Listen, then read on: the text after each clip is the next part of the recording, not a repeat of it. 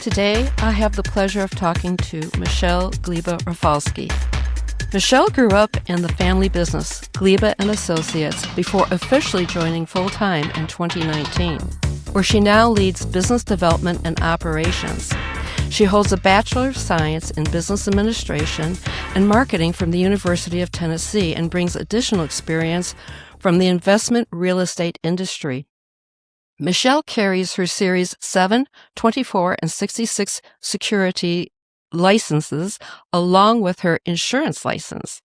Outside the office, she and her husband, Nick, stay busy chasing their two daughters, 2-year-old Emma and 6-month-old Leah, with their dog Barley never far behind. Fellow How Did I Get Here overachievers and quiet powerhouses, please join me in welcoming Managing Partner of Gleba and Associates, Michelle Gleba Rafalski. Hi, Michelle. I am so happy to have you here because you have a very interesting story. So I do want to point out that when we say the family business was started by your mother, and you are following in your mother's footsteps. Could you give me an overview of how that came to be? And that would include, so your mom decided to start a business, and there you are, the kid, watching it all happen. How did that happen? I joke that the business is baby number 1 and I'm baby number 2. So I was very much born into my mom owning the company and running it. I don't know any different. So that's definitely one thing that I hear a lot of people say, how did your mom start it? How did that go as a kid? I don't know because I was born second. So I saw the business up and running already. Did your mom ever talk about, as you were growing up, oh my gosh, this happened, sometimes it gets difficult in life. Did you ever hear anything like that from her? Not as a kid. Now that we're older and I'm in it, there's more of that discussion, especially now that I have my kids. I called her one day having an absolute meltdown. I'm like, I don't think I've had a full week of work in 2 months. Like, how did you do this? She's like, I don't know. I don't know. You power through and, family comes first, and that's really the story there. And you do what you can. And when you're juggling, you look at what's glass and what's plastic and let the plastic ones fall because you can't carry it all.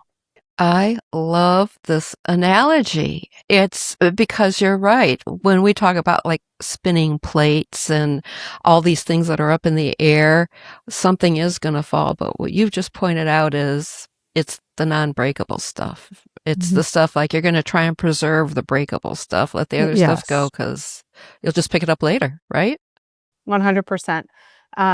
So, if I missed Spirit Week at school, who cares?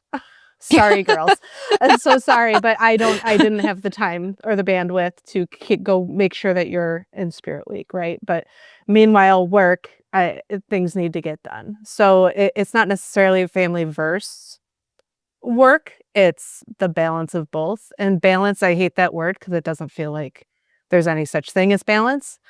But I don't have a better word for it. So no, you're right. But there really isn't a better word. And I guess even saying the word makes you feel like you might be accomplishing balance, even if you're not. Mm-hmm. But what is a regular, say, work day like for you? Get up, get the girls off to school. I'm online or in the office by 9 a.m., hopefully.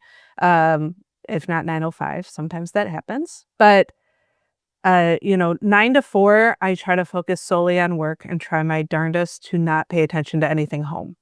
So 4 o'clock is kind of my cutoff. That's our office hours. And I finish up what I'm doing. I go get the girls. I have girl time and family time until bedtime. That's between 7 and 8. And if I need to log back on, I log back on. It's a grind right now, but that's okay. But it does sound, though, like you are devoting important focus and time to all the important areas of your life, no matter how much of that there is, whether it's an hour with the girls or an hour and 45 minutes with the girls, but that's part of your daily life. Yes. And I say I do my darndest to keep things separate. It doesn't always happen, but I have the intention, and I think that makes a difference. It does. So having said that, you're following in your mom's footsteps. I feel fairly certain if your mom were here, which by the way, she is alive. She's just not here. not physically in the building. Yes. Not physically in the building. She would agree that she probably had incurred a lot of incidences where she would just be questioning, why am I here? Why am I here? Mm-hmm. How am I going to do this? And especially, with a baby and trying to compete and trying to prove that she knows what she knows, all these things, for me, from my experience, that still hasn't changed. Right. But for you, how is it that when you have such an amazing role model that a lot of us don't, how is it that you might at some point or currently feel like, I don't know if I can do this? Can you kind of describe, like, at what point did you say, I can do this, I can do this, and then, you know what, I don't know. I would argue that point still hasn't happened, but you just do it. You power through, right? And there's always some reason that I feel like, okay, I'm not doing good enough, but I feel like that's the reason I'm doing what I'm doing, is because I have that drive of, I'm not good enough yet. I need to keep going. Oh, but would you say your passion for what you do is what powers you through? I would say that, yes, and the support I have. I didn't really answer your first question of, how did I end up in the family business? And I'll go back to that because that answers this current question. I always told my mom what she does is really boring, and I will never do what she does. I'm a financial advisor, for those who don't know, and I always thought, I was like, Mom, what you do is kind of lame. I don't really want to get into the family business. And we both understood that. We moved on with our lives. It was July 1st. I was going to be 30 in that December. And I literally woke up one day and I said, oh my gosh, I hate my job. I don't know, like, this is not what I want to go into being 30 doing when I was in investment real estate. I went into the office. I talked to my manager. He looks at me, he's like, so are you quitting? I was like, I think I'm quitting. Like, I didn't know what I was doing going into it. Ended up quitting my job. First call is obviously my husband. Second call is my mom. She was looking for someone to kind of take over operations. She was looking to slowly work on retiring. We have Moise, my partner, who is absolutely excellent with clients, does the one-on-ones, does the actual financial planning, I'll say. He's in the weeds and I'm 10,000 feet in the air. She was looking for someone to do operations, run the business, business development, that kind of stuff. All the stuff Moise doesn't like doing. I was like, well, I know the business. I've done your marketing, I've done file prep, I've done all sorts of stuff my entire life. How about I come in, then I get I have a paycheck to kind of support myself while I look for what my next steps are, because I have no idea. And then I can kind of set up your business and have it ready to go, and you don't have to rush to find this new person. And for us, it was like, oh, this is a perfect situation. I go in for a few interviews, didn't like any of the jobs I was looking at. Turns out I really looked forward to waking up every day and doing my job. At Gleba and Associates. At Gleba and Associates. So I was like, you know what, this could work. And Mom and I had a very, what I'll call, business conversation where we have a contract. Let's talk about the details. Let's make sure that this really works, because there's a whole nother level when you are mother-daughter. How do you do that? Honestly, when I think about this, so you have this, we're having this very important decision, life-changing decision. Yeah. And my mother and I are going to work out contracts. Yeah. Your mother and you. How does that feel? How do you do that? Both of us saw the benefit in doing it. So it was a positive experience for both of us, because if we get in an argument, and we're not ones to hold grudges, but we will speak our minds. And if we ever got in an argument, okay, let's go back to the contract. What did we say? Right? Let's make it very cut and dry. We don't want this personal relationship to be affected by our business one if we can help it. So we tried very hard to think of anything we could and put it in writing and make sure that our business versus personal is separate. I don't know how she separates it. I separate it by when I call her Jill, she knows it's going to be work. If I call her mom, she knows it's going to be personal. So I think that's fabulous. You know, we always hear about setting boundaries in our life in all various areas. And that's exactly what you have chosen to do. And by honoring that, you can honor both sides of your relationship, business and personal, so she can still be mom. Does she bake cookies? no, I do though. I don't have time for cookies, daughter. No, she's busy living her best retired life, playing pickleball and golfing and everything else in Florida. You know, it's got to feel awesome for her that she knows she can really trust the direction of Gleba and Associates because you know how that business runs. Yes. And your Yeah. heart's in it. So that's cool. Mm-hmm. So that being said, where would it feel for you that's like, if you basically were raised in the business. So how did that come to be that you feel like, I don't know if I can do this. I'm not good enough, or I'm an imposter, or how does that happen?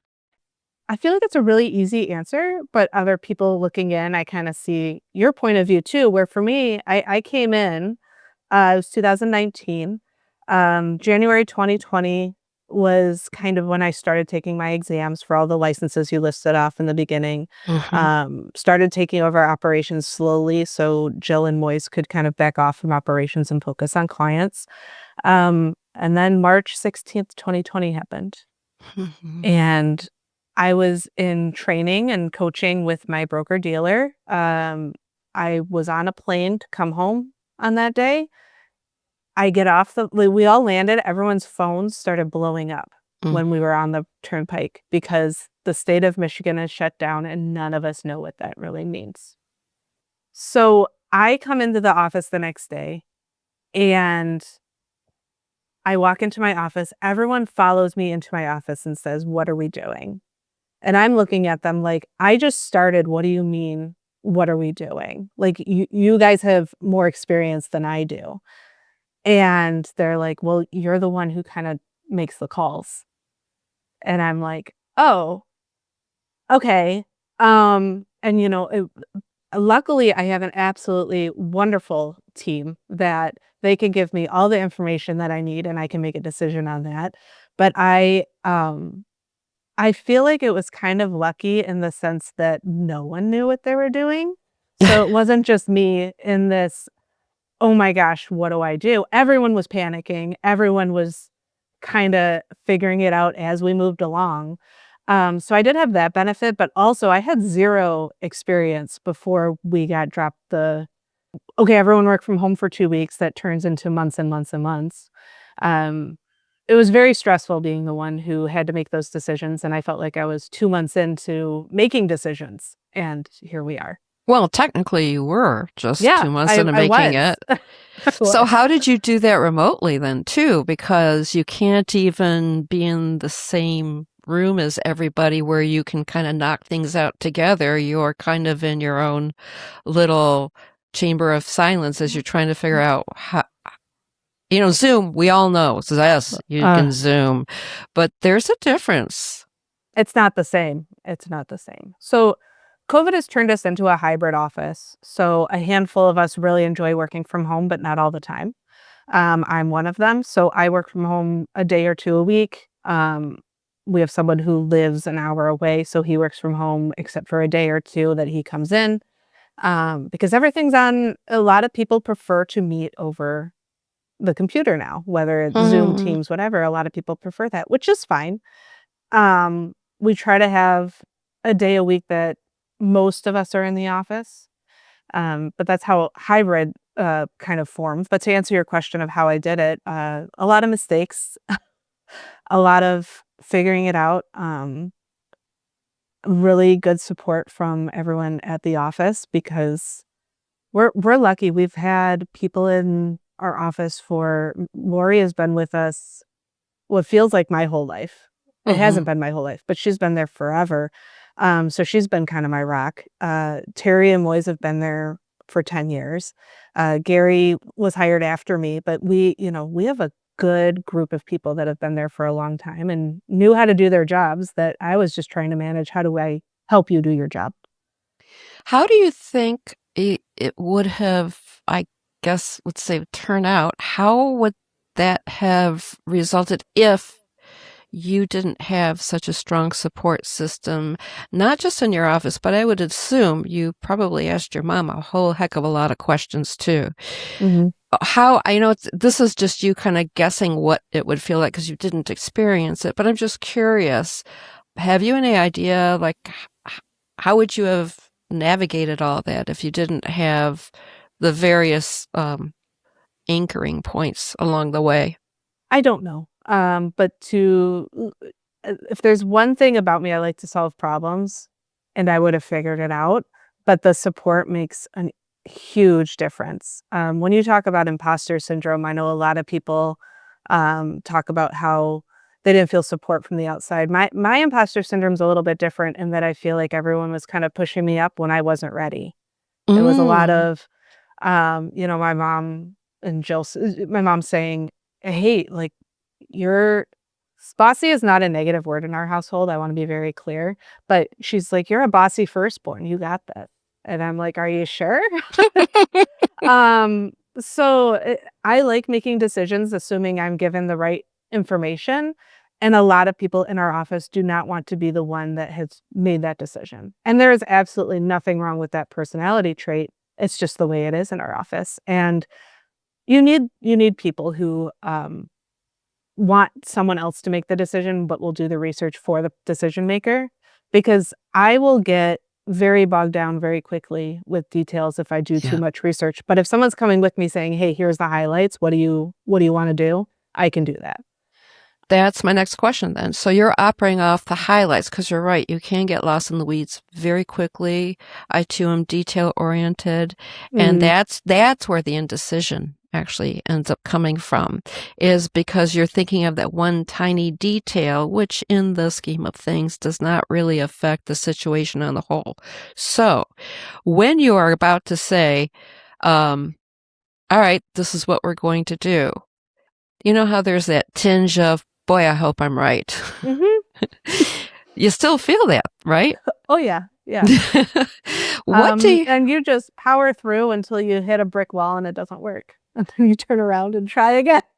to me, that is a perfectly logical answer because it could very well happen. So what do you do? Do you stop operating? No. So for you, I had in previously talking to you, you mentioned that you've actually experienced the imposter syndrome multiple times, and you Oh yeah. might even be experiencing it now or in the near future. So as you hit each of these levels, which is how I'm seeing it, each time you experience it, would you say you're experiencing it at a different level, perhaps a higher level now? 100%. I'm not going into this. So my Series 24, what that means is I can supervise financial advisors. And that is a recent license that I've passed and obtained. Um, I'm in the process of learning how to be a supervisor, and that's intimidating. I'm like, what do you mean? I'm 36 and I'm going to be, quote unquote, in charge of people. I joke, I was pregnant. I'm like, I'm a teen mom. What do you mean I'm in charge here? And it's like, no, I'm in my 30s.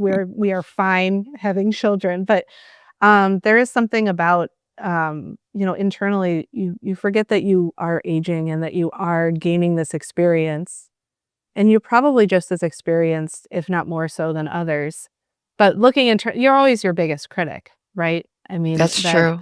um, 100%. so I I'm not afraid of asking questions and sounding dumb, and I think that makes a huge difference. Hmm. I went through that. I would say would be my first level of imposter syndrome is I didn't want to sound dumb. And so Yes. I wouldn't ask questions that I needed answers to. And I would just quietly figure it out. That's not the move, let me tell you. Not the move. I'm glad people are going to hear this from you directly. It's like, no, don't do that. Don't do that. And sometimes I do ask questions that I'm sure I sound like an idiot, but by getting that answer, okay, I understand that better and I can move on and not sit here quietly questioning myself. I don't have a good example, but I think you know what I mean. I do. You know what's very interesting about this conversation to me is originally when I had decided that I need to talk about this because it happens all the time everywhere. The idea of, not feeling like you fit, not feeling ready, not feeling like you'll ever be good enough, all those things that go into imposter syndrome. In my head, I'm thinking, like you hit that point and you say, okay, it's over. And what I'm hearing, and when I think about my own life, it's almost never over. It's just different levels, but hopefully the previous levels power you to the next level. Yes? Yep, I would agree. Yeah. So for those who are, and it sounds to me like the idea of being in a supervisory role, and this I also had learned in my own experience, when you're in your 30s and you're supervising those who are older than you and are veterans in an industry. I know I had encountered, I'm curious if you had, those who say, oh, yeah, no, I'm sorry, I'm not going to listen to this person. Have you encountered that yet? Yes. It's very awkward. It's very Yes. uncomfortable. How do you deal with it? My heart rate spikes. Yeah. I'd probably start physically sweating.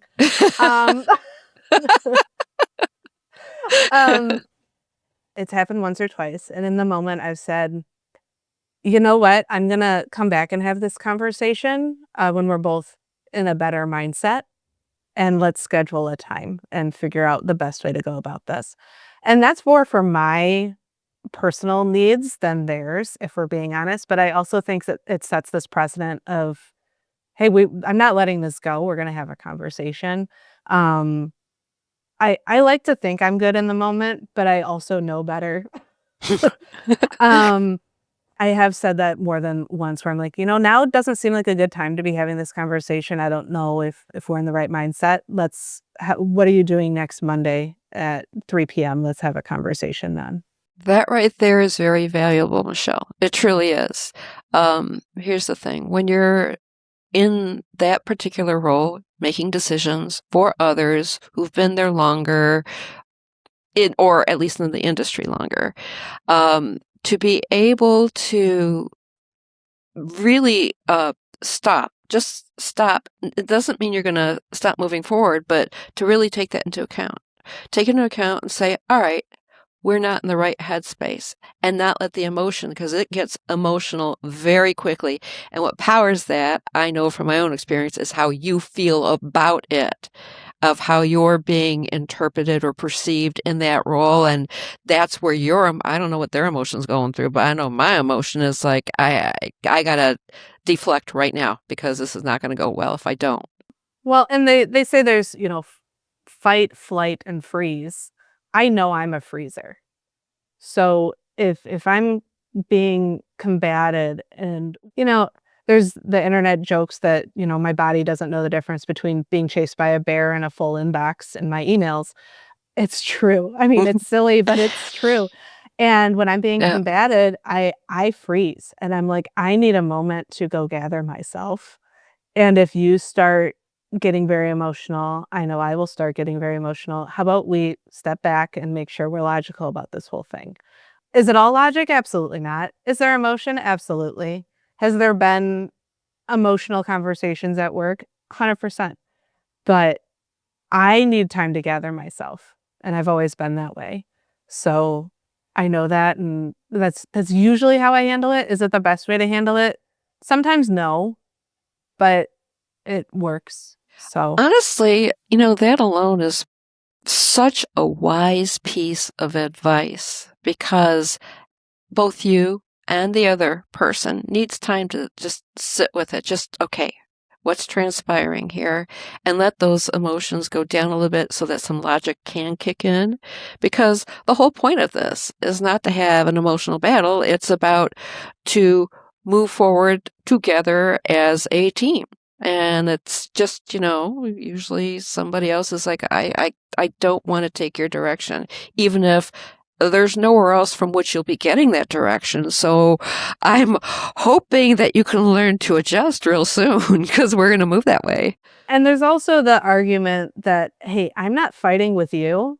We're fighting the problem that we're both trying to solve. Yeah. And we're disagreeing on how to solve that problem. So I would like to hear from your point of view, and I'm going to tell you mine. And unfortunately, I am the one who's in charge, and mine gets a little bit more weight. So unless you can convince me otherwise, we're going to go this direction. And we're battling the problem together. We're going to try my solution first. If it's not working, let's rediscuss, right? But we're battling a problem. We're not battling each other. And I think a lot of people forget that. That's personal and business. That's everything. That's true. Like being parents, everything goes back to being parents right now. But it's like my toddler is going through 2 years old. She has opinions, but isn't very good at expressing them yet. So we have to like play translator all the time. And she'll be starting a meltdown. And my husband and I look at each other. We're like, okay, we're battling the problem together. We're not against each other. We're battling the problem together. So it's a good reminder that you're on the same team. It's just we may have different solutions to the problem, but let's talk about why you think your solution's better and figure out where we need to go. I love this. I seriously love you. Think at this stage of my life, it's like, yeah, I know that. No, not necessarily. I am human.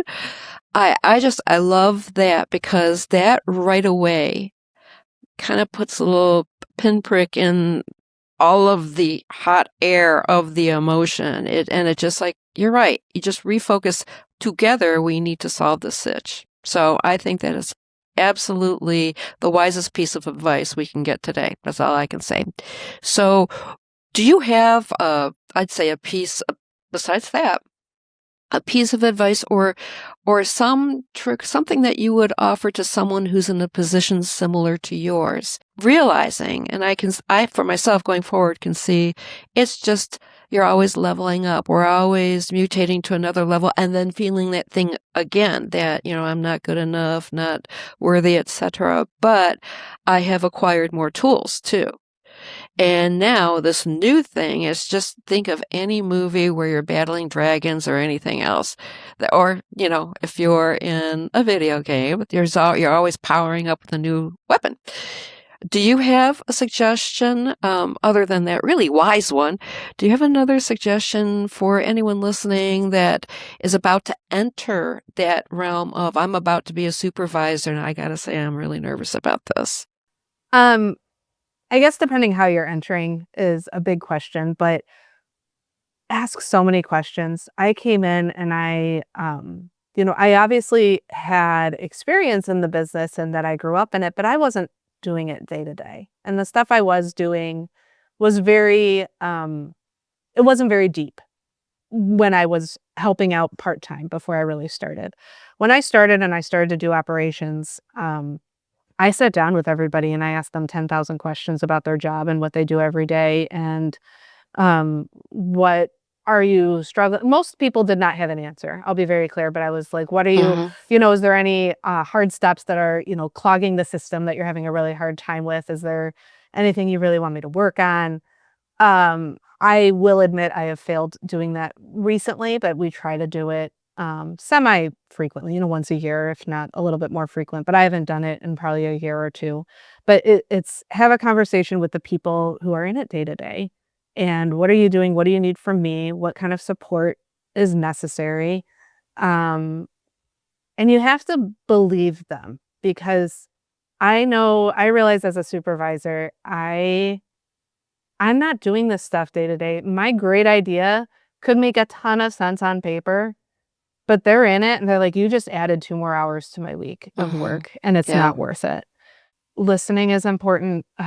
And I don't think people listening to the Imposter Roster are going to be having this problem, but you got to kind of check your ego at the door, and ask a lot of questions. My mom always joked, but half joked, I should say. It's very real. She hired people who are smarter than her, and they're good at their jobs, and they know better than I do because they do it every day, and they're experts at what they do.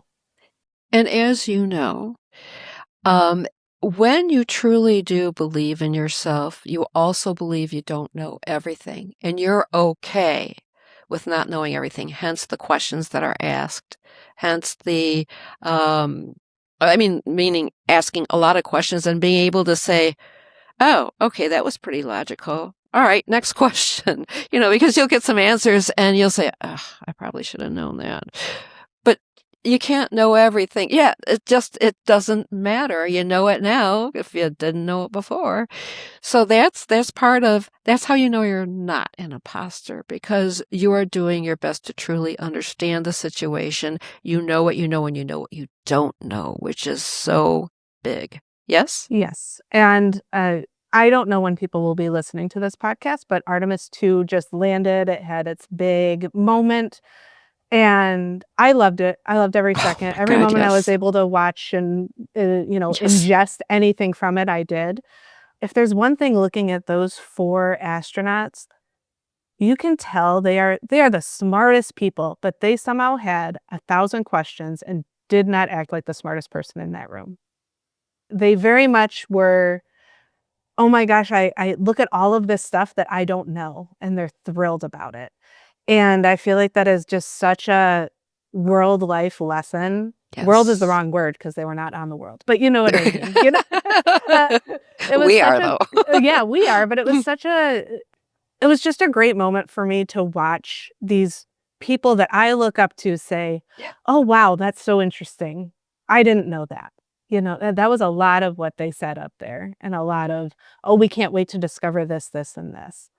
And the more you know, the more you realize how much you don't know, like you just said. That is correct. You don't have to be in space to have that feeling No, either. you I don't. wouldn't mind if you shot me out there, because I am a NASA girl. Oh my goodness. You would have thought I was in mission control for the last week, for sure. But what you say is it sounds like, well, that's so simple, but people don't do it. They don't execute the question asking or listening and being allowed to feel like, well, I didn't know that, and be okay with it. Just be okay with it, right? Yeah, 100%. So it seems to me, hearing that you are the second generation female in a financial industry that is, it can be tough. It can be very tough. I know you're up against a lot of really big stuff, and not, maybe now there are more, but for a long time there weren't a whole lot of women in there, so you definitely have some other things you have to contend with. But I think it's really safe to say that you've shown us what it's like to rise above the imposter syndrome, face it again with more tools, and rise again and keep moving. And you know what that means. Let's raise a glass to you, Michelle, because you've boldly stepped off the imposter roster and into your spotlight. So thank you so much for taking time to speak with us. I am looking forward to hearing about all the wonderful things you're going to do with Gleba and Associates. And I do hope that people walk away from this particular podcast realizing we don't stop learning. We don't stop asking questions, because when we do, that's when you fall back, right? 100%. Thank you again, Ms. Michelle Gleba Rafalski. Thank you, Christine, for having me. This was wonderful. It was a lot of fun. And everyone else, thank you so much for listening or watching, and we'll see you again. Bye-bye.